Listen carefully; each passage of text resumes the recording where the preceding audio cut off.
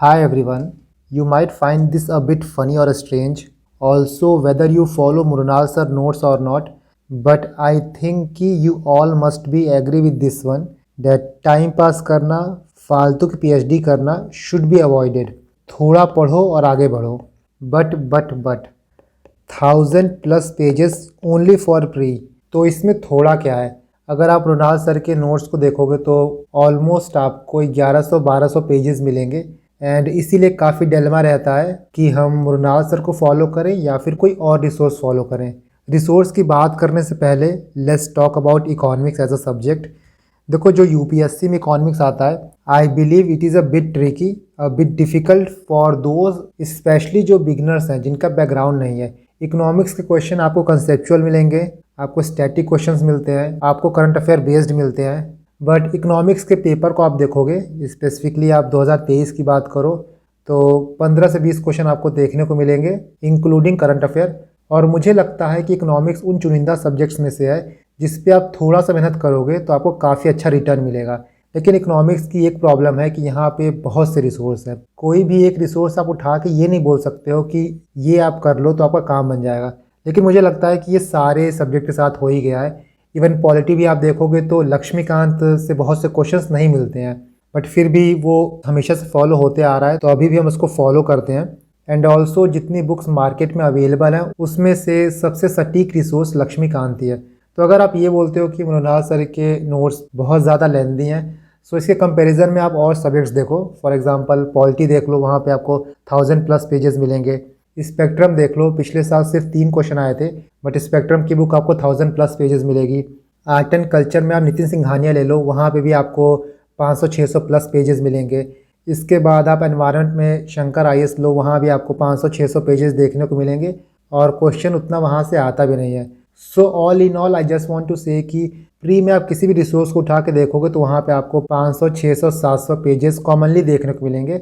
सबसे इम्पॉर्टेंट ये है कि आप किसी भी रिसोर्स को कैसे इफेक्टिवली यूज़ करते हो अपने प्रिपरेशन में. So in this video I specifically talk about Mrinal sir notes. आप उसको कैसे यूज़ कर सकते हो, कैसे पढ़ सकते हो. 1000-1200 पेजेस हैं, बट इफ़ेक्टिवली आप उसको रिवाइज करोगे तो मुश्किल से 100-150 पेजेस का ही कंटेंट रहेगा. एंड जो लोग मृणाल सर को फॉलो नहीं करते हैं वो कौन से रिसोर्सेज फॉलो कर सकते हैं, उसको कैसे पढ़ सकते हैं, हम इसकी बात करेंगे. सो किसी भी टॉपिक के लिए सबसे इम्पॉर्टेंट ये है कि what to study, where to study and how to study. इन 3 क्वेश्चन का आपको आंसर मिल गया तो आपका आधे से ज़्यादा काम हो जाएगा. इसके बाद करंट अफेयर कैसे पढ़ना है इकोनॉमिक्स के लिए, इसकी बात करेंगे.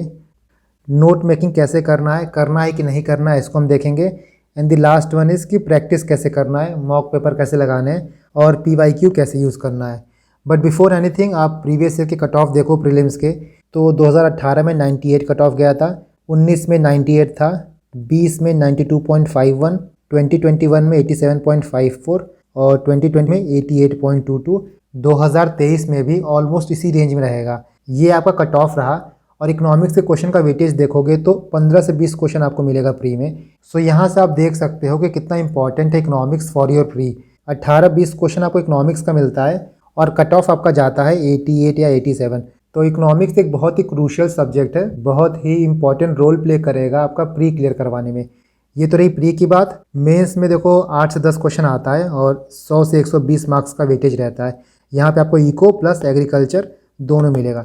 सो this is economics and I can't emphasise enough कि इकोनॉमिक्स का क्या इंपॉर्टेंस है. नाउ व्हाट टू स्टडी में सबसे इंपॉर्टेंट ये है कि आपका सिलेबस क्या है plus previous year question. Because PYQ ही आपको बताएगा कि आपको किन टॉपिक्स पे फोकस करना है और कितना फोकस करना है. लेट अस सी 2023 का पेपर, उससे हमको थोड़ा आइडिया आएगा कि यूपीएससी किस ट्रेंड में जा रहा है और कैसे क्वेश्चन पूछ रहा है. And let me tell you कि इकोनॉमिक्स के क्वेश्चन बहुत ज़्यादा टफ नहीं आते हैं. कुछ क्वेश्चंस ऐसे होते हैं जो हाईली स्टैटिक होते हैं या फिर पुराने होते हैं, वो आप नहीं कर पाओगे. बट जो कंसेप्चुअल क्वेश्चन होते हैं ना, वो आप बहुत ईजिली कर लोगे, सिर्फ एक बार आपका कॉन्सेप्ट क्लियर रहेगा. तो यहाँ पे अगर 15 क्वेश्चन भी पूछा जाता है तो आप बहुत आराम से 9 से 12 क्वेश्चन कर लोगे. ये इकोनॉमिक्स के पीवाईक्यूज़ हैं. एंड मैंने 2023 से लेके 2013 तक के सारे इकोनॉमिक्स के पीवाईक्यू एक जगह सेग्रीगेट कर दिए हैं, सो दैट जब आप पीवाईक्यू प्रैक्टिस करो तो आपको सारी इकोनॉमिक्स के क्वेश्चन एक जगह मिल जाए. आप इस पीडीएफ को मेरे टेलीग्राम से डाउनलोड कर लेना, मेरे टेलीग्राम का लिंक आपको डिस्क्रिप्शन बॉक्स में मिल जाएगा. नाउ लेट अस सी 2023 में कैसे क्वेश्चन पूछे गए थे. देखो 2023 में क्या है ना कि जो क्वेश्चंस थे बहुत ज़्यादा हार्ड नहीं थे। एक दो क्वेश्चन जो करंट अफेयर के थे, जो बहुत पहले के थे या फिर बहुत ऑब्सक्योर थे, बहुत वेग थे, वो टफ थे। बट जो कंसेप्चुअल पार्ट था इकोनॉमिक्स का वो इजी आया था।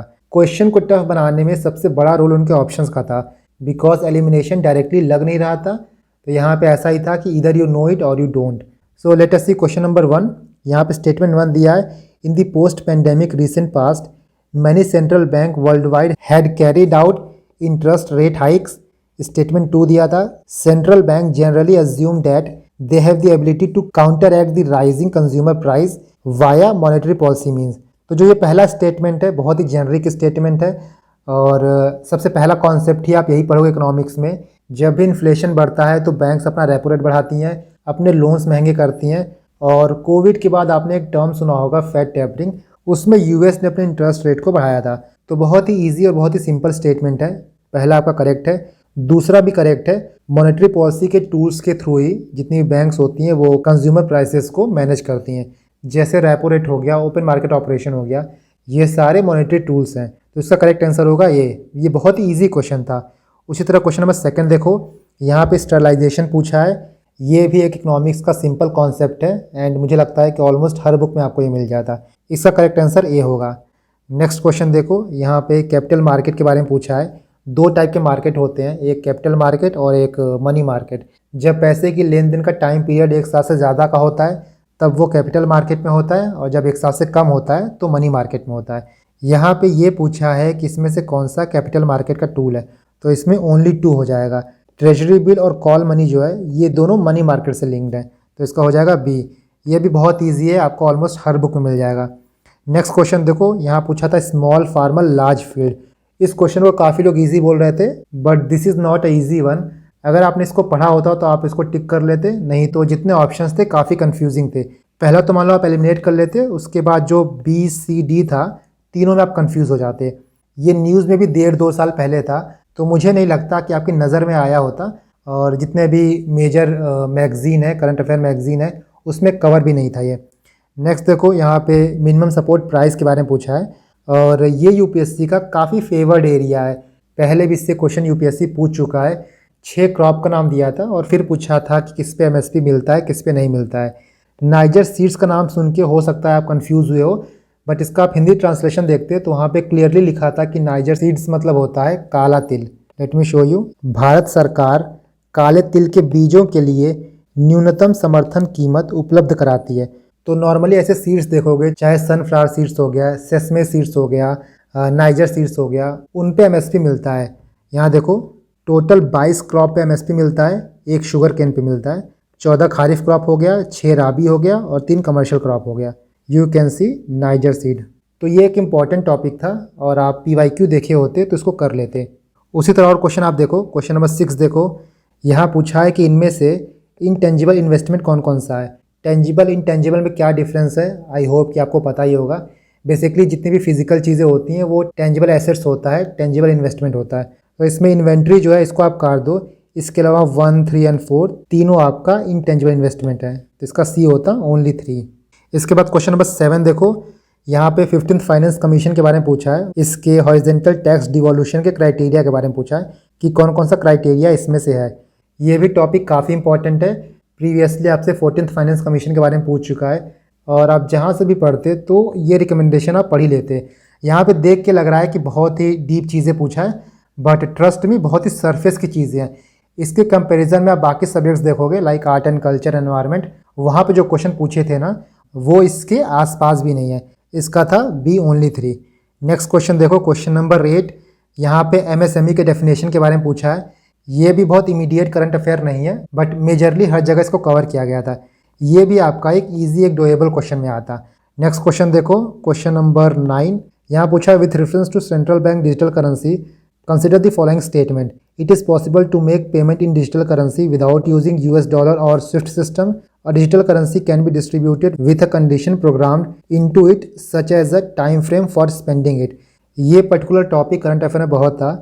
RBI अपना डिजिटल करेंसी लॉन्च करने वाला था, चाइना ने अपना डिजिटल करेंसी लॉन्च किया था, उसी वजह से ये न्यूज़ में था। सो यू कैन सी ना, यहाँ पे 14 क्वेश्चन आए थे। इन 14 क्वेश्चंस में मैंने करंट अफेयर इंक्लूड नहीं किया है। फॉर एग्जांपल जननी सुरक्षा योजना आया था, तो बेसिकली ये स्कीम का क्वेश्चन है, बट आप इसको इकोनॉमिक्स में कैटेगराइज कर सकते हो। उसी तरह एक इन्विट्स का क्वेश्चन आया था, वो भी करंट अफेयर बेस्ड था। आई वुड से कि कंटेम्प्रेरी अफेयर था, ना कि करंट अफेयर बेस्ड था। इन 14 क्वेश्चन में से कम आप 10 से 12 क्वेश्चन बहुत ईजिली कर लेते। यही मैंने आपको 9 क्वेश्चन दिखा दिया। So through PYQ you can understand कि कौन कौन से टॉपिक्स हैं जो यूपीएससी पूछता है। फॉर एग्जांपल फिजिकल पॉलिसी हो गया, मॉनेटरी पॉलिसी हो गया, एग्रीकल्चर हो गया, बैलेंस ऑफ पेमेंट हो गया, ट्रेड हो गया, स्कीम्स हो गए, जितने भी फाइनेंशियल इंस्ट्रूमेंट हैं उनसे क्वेश्चन पूछे जाते हैं। आजकल शेयर मार्केट से भी क्वेश्चन यूपीएससी पूछ रहा है। So these are the topics जिस पर आप फोकस करोगे जब आप प्री के पर्सपेक्टिव से पढ़ोगे। नाउ व्हाट हमने देख लिया, क्या पढ़ना है, वेयर कहाँ से पढ़ना है। इकोनॉमिक्स में आपको प्लिथोरा ऑफ रिसोर्सेज मिलेंगे, मृणाल सर के नोट्स हैं, रमेश सिंह है, संजीव वर्मा की बुक है, विवेक सिंह, नितिन सिंघानिया, श्रीराम IAS, बहुत से रिसोर्सेज हैं। इसके अलावा तमिलनाडु बोर्ड्स के भी इकोनॉमी के नोट्स आते हैं। तो रिसोर्सेज की कमी नहीं है, और कोई ऐसा रिसोर्स भी नहीं है कि सिर्फ आप उसको पढ़ के ही इकोनॉमिक्स से क्वेश्चन सॉल्व कर सकते हो। इन सारे में से आप कोई भी पढ़ सकते हो, नो प्रॉब्लम। क्योंकि मैंने मृणाल सर को रेफ़र किया था और बहुत लोग मृणाल सर को रेफ़र करते हैं, इसीलिए मैं स्पेसिफिकली इसकी बात करूँगा। बट अगर आप मृणाल सर को नहीं पढ़ रहे हो तो आप कोई भी पढ़ सकते हो। देखो ये सारी बुक्स जो है ना, इनमें बेसिकली स्टैटिक चीज़ें दी गई हैं, कंसेप्चुअल चीज़ें दी गई हैं। तो आप स्टैटिक पढ़ने के लिए, अपना फाउंडेशन बनाने के लिए, कॉन्सेप्ट बनाने के लिए इसको पढ़ सकते हो। इसके बाद करंट अफेयर के लिए आपको कोई भी मैगजीन पढ़नी होगी। बट अगर आप मृणाल सर के नोट्स पढ़ रहे हो तो ये करंट प्लस स्टैटिक दोनों कराते हैं। आप लेटेस्ट पढ़ रहे हो तो दोनों चीज़ें कवर हो जाएंगी। बट अगर आप 1-2 साल पहले का पढ़ रहे हो तो आप उस नोट्स के साथ साथ इनके यूट्यूब चैनल पे विन सीरीज़ आती है टू कवर करंट अफेयर, उसको देख सकते हो। नाउ जो एकदम बिगनर हैं, जो पहली बार इकोनॉमिक्स पढ़ रहे हैं, हो सकता है सर के नोट्स से आपको चीज़ें डायरेक्टली समझ में ना आए, तो उसके लिए आप क्या कर सकते हो कि सर के यूट्यूब चैनल पे जाके इस प्लेलिस्ट को देख लेना। यहाँ पे 60 वीडियोज़ हैं, आपको सारे वीडियोज़ नहीं देखने हैं। इसमें से पिलर 1, 2 एंड 3 देख लेना। ये देखने से जो आपका इकोनॉमिक्स का बेसिक कॉन्सेप्ट है, जो फाउंडेशन है, बहुत अच्छे से बन जाएगा। उसके बाद आप कोई भी नोट्स पढ़ोगे आपको आराम से समझ में आएगा। एंड काफ़ी लोग इकोनॉमिक्स के NCERT की बात करते हैं। देखो माइक्रो इकोनॉमिक्स आपको बिल्कुल नहीं पढ़ना है, बहुत ही टिपिकल और बहुत ही टेक्निकल लैंग्वेज में लिखा गया है, वो आपको समझने में बहुत प्रॉब्लम होगा, तो उसको आप छोड़ देना। जो मैक्रो इकोनॉमिक्स है वो इंपॉर्टेंट है, उसको देख लेना। एंड उसको देखने के बाद आप इस इकोनॉमिक्स के नोट्स का यूज़ कर सकते हो। ये क्लास 11th के शॉर्ट नोट्स हैं and this is class 12th note. इस नोट्स के बाद आपको फिर से NCERT को पढ़ने की या फिर उसको रेफ़र करने की ज़रूरत नहीं होगी। This is more than enough. जो भी NCERT में चीज़ें हैं यहाँ पे सफिशेंटली कवर्ड है। मैंने इसको भी टेलीग्राम पे अपलोड कर दिया है, you can download it from there. What to study हो गया है, फ्रॉम वेयर टू स्टडी हो गया है। Now how to study. आप सर के नोट्स पढ़ रहे हो या फिर कोई और भी रिसोर्स पढ़ रहे हो, you can follow these step. सबसे पहले आप प्रीवियस ईयर क्वेश्चन देख लेना, आपको अच्छे से आइडिया हो जाएगा कि आपको कौन सा टॉपिक पढ़ना है, कौन सा छोड़ना है। फॉर एग्जाम्पल अगर आप मृणाल सर के नोट्स की बात करो तो इनका पिलर 1, पिलर 3 और पिलर 4 ये बहुत इंपॉर्टेंट है। पिलर 2 भी इंपॉर्टेंट है, बट यहाँ मोटा मोटा बजट के बारे में बात होता है। तो अगर आपके पास करंट नोट्स है then you can refer pillar 2 also. So PYQ देखने के बाद एक बार आप पूरे नोट्स को पढ़ लेना, पूरे नोट्स के अच्छे से रीडिंग ले लेना, विद और विदाउट लेक्चर। लेक्चर हो तो लेक्चर के साथ देख लेना, नहीं हो तब भी आप उनके नोट्स से चीज़ों को आराम से समझ जाओगे। सो पहली रीडिंग में आपको कॉन्सेप्ट पे फोकस करना है। बहुत चीज़ें इकोनॉमिक्स में ऐसी भी होती हैं जो आपको रटनी पड़ती हैं, जो आपको याद करनी पड़ती हैं, तो उस चीज़ को आप सिर्फ एक बार रीड कर लेना, बट जो कॉन्सेप्ट है ना उस पर फोकस करना। RBI अपना मॉनेटरी पॉलिसी टूल कब यूज़ करती है, कैसे यूज़ करती है, रेपो रेट का क्या फंक्शन है, कब बढ़ता है, RBI कब न्यूट्रल स्टांस लेती है, किस सिचुएशन में ऊपर मार्केट ऑपरेशन कैरी आउट करती है, बैलेंस ऑफ पेमेंट का क्या कॉन्सेप्ट है, ये सारी चीज़ें समझने पे फोकस करना। एक बार आप कॉन्सेप्ट समझ जाओगे तो जो 1000 पेज है ना वो श्रिंक होके 200-300 पेज ही रह जाएगा। इसके बाद जब सेकेंड रीड करोगे तो जो बोल बचन वाला पार्ट है, जो समझाने वाला पार्ट है, उसको एलिमिनेट कर देना। बस एसेंशियल पे फोकस करना है। जो चीज़ें आप भूल रहे हो या फिर जो चीज़ें समझ में नहीं आ रही हैं सिर्फ उनको हाईलाइट करना है। एंड लास्ट में जो सिर्फ हाईलाइटेड पार्ट है उसको पढ़ना, और हाईलाइटेड पार्ट में भी आप सेकंड टाइम हाईलाइट कर सकते हो जो चीज़ें आप स्पेसिफिकली भूल रहे हो या फिर जो चीज़ें आपको याद करनी है।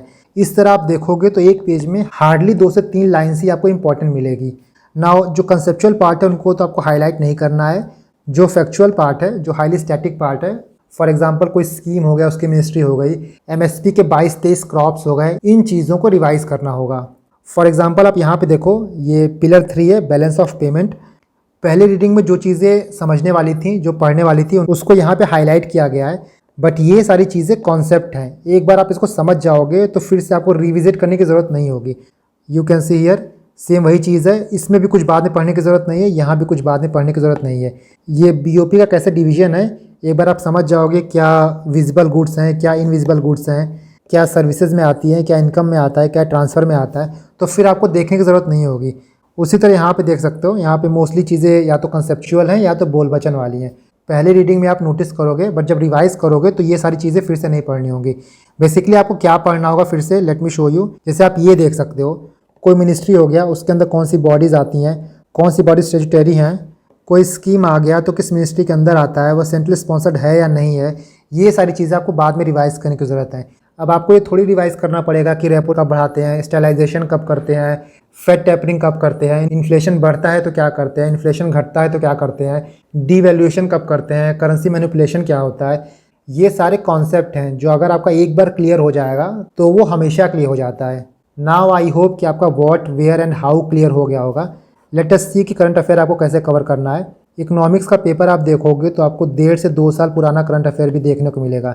इतना पुराना हो सकता है आप ना पढ़ पाओ, इसीलिए मेजरली आपको इकोनॉमिक्स के कंसेप्चुअल क्वेश्चन पे रिलाई करना पड़ेगा, प्लस जो रीसेंट करंट अफेयर्स हैं, जो 1 साल के अंदर का करंट अफेयर आया है, उस पर रिलाई करना पड़ेगा। एंड उसके लिए आप कोई भी मंथली मैगजीन यूज़ कर सकते हो, कोई भी मंथली मैगजीन, चाहे आप विजन यूज़ करो, फोरम यूज़ करो, या फिर मृणाल सर के नोट्स यूज़ कर सकते हो। जब भी आप करंट अफेयर पढ़ रहे हो तो कोशिश करो कि जो भी कॉन्सेप्ट आप पढ़े हो, जो भी कंसेप्चुअल अंडरस्टैंडिंग आपके पास है, उससे लिंक करो। फॉर एग्जाम्पल यहाँ पे क्वेश्चन नंबर 1 ही देखो, ये जो कॉन्सेप्ट था ना, उसको करंट अफेयर से लिंक किया था। तो इसी तरह जब भी आप कोई भी करंट अफेयर पढ़ोगे, उसके साथ जो भी कॉन्सेप्ट है उसको रिवाइज करते रहना। नाउ नोट मेकिंग, प्री के लिए आपको कोई भी नोट्स नहीं बनाने हैं। मृणाल सर के नोट्स यूज़ कर रहे हो या फिर कोई भी रिसोर्स यूज़ कर रहे हो तो उसमें आप हाईलाइट कर सकते हो। बाकी मेंस के लिए आपको नोट्स बनाने हैं। आपका एक बेस नोट्स रहेगा, उस पर आपको वैल्यू एडिशन करना है। For example this was my economics plus agriculture base notes, और इसके साथ जो भी करंट अफेयर पढ़ो आप ऐड ऑन करते रहो। मैं इस नोट्स को भी टेलीग्राम पे अपलोड कर दूंगा, आप देख लेना। जैसे वो बेस नोट्स था और ये जो है वो वैल्यू एडिशन नोट्स है। ये मैंने फोरम आईएएस के क्लास से प्रिपेयर किया था। यू कैन सी ये इंक्लूसिव ग्रोथ का नोट्स है। कुछ इंपॉर्टेंट चीज़ें, फॉर एग्जांपल इश्यूज़ क्या हैं इंक्लूसिव ग्रोथ में, पॉवर्टी ट्रैप का एक डायग्राम आप यूज़ कर सकते हो, एलिमेंट्स क्या इंक्लूसिव ग्रोथ के, डिफरेंट अप्रोचेस क्या इंक्लूसिव ग्रोथ को स्टडी करने के लिए। सो ये सारे वैल्यू एडिशन पॉइंट्स हैं जिनको आप अपने फाउंडेशनल नोट्स से इंटीग्रेट कर सकते हो, and in this way you can add value to your notes. Now lastly, practice कैसे करना है आपको। आप कोई भी मॉक पेपर यूज़ कर सकते हो। अगर आपको इकोनॉमिक्स में बहुत ज़्यादा प्रॉब्लम आ रहा है तो एक विवेक सिंह की 550 MCQ की बुकलेट आती है, यहाँ से आपका कॉन्सेप्ट क्लियर हो जाएगा, प्लस यहाँ पे आपको करंट अफेयर बेस्ड क्वेश्चन भी मिलता है। तो अगर आप मॉक पेपर नहीं लगाना चाहते हो तो इस बुकलेट को लगा सकते हो। आई डोंट नो कि 2024 के लिए अभी तक आया है कि नहीं आया, आप एक बार मार्केट में चेक कर लेना, बट आई थिंक कि 2024 के लिए अभी अवेलेबल नहीं है। अवेलेबल होगा तो मैं टेलीग्राम पे आपको इन्फॉर्म कर दूंगा। नाउ आई थिंक कि इकोनॉमिक्स को लेके कोई भी डाउट अब आपके मन में नहीं होगा। स्टिल इफ़ यू फील कि कुछ कॉन्सेप्ट आपके क्लियर नहीं हुए हैं, कुछ डाउट अभी भी आपके पास है, देन यू कैन आस्क। बाकी इस वीडियो में जितना भी PDF शो किया है मैंने, मैं टेलीग्राम पे अपलोड कर दूंगा।